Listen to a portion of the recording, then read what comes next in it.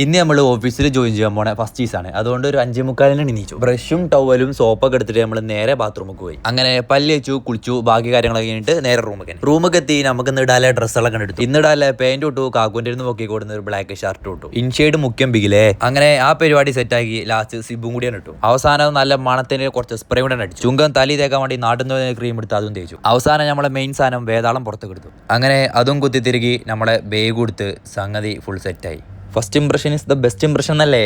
അങ്ങനെ വണ്ടി വരാനുള്ള സമയം ഇനി നമുക്ക് റൂമിന്റെ അടിക്ക് പോകാം. റൂമിന്റെ അടിക്ക് എത്തി ചുങ്കോ ഞാനും വണ്ടി കാത്ത് നിൽക്കുകയാണ്. വണ്ടി വന്നു, നമ്മൾ കയറി ഇനി നേരെ ഓഫീസിലേക്ക് പോവാണ്.